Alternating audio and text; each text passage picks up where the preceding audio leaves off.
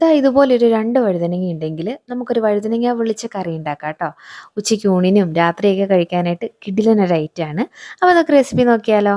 അപ്പോൾ അതിന് വേണ്ടിയിട്ട് ചെറിയ ജാറിലേക്ക് ഒരു 2 ടീസ്പൂണോളം കാശ്മീരി ചില്ലി പൗഡറാണ്. അതുപോലെ തന്നെ ഒരു 1/2 ടീസ്പൂണോളം മല്ലിപ്പൊടിയും ഒരു കുറച്ച് ഗരം മസാലയും കൂടി ഇട്ട് കൊടുക്കാം. പിന്നെ സ്പൈസസ് ആയിട്ടുള്ള പട്ട, ഗ്രാമ്പു, ഏലക്കായ, കുറച്ച് പെരുംജീരകം കൂടി ഇട്ടിട്ട് നമുക്കത് ഇതുപോലെ പേസ്റ്റ് പോലെ നരച്ചെടുക്കാം കേട്ടോ.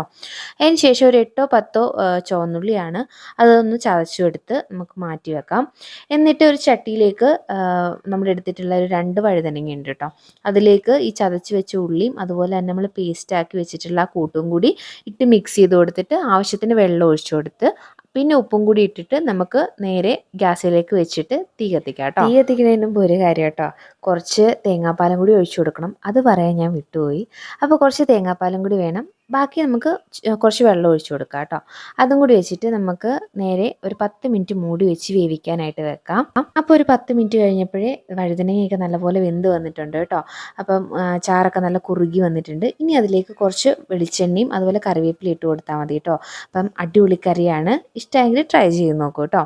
അത്രയൊക്കെ ഉള്ളൂ. വീണ്ടും കാണാം. ബായ്.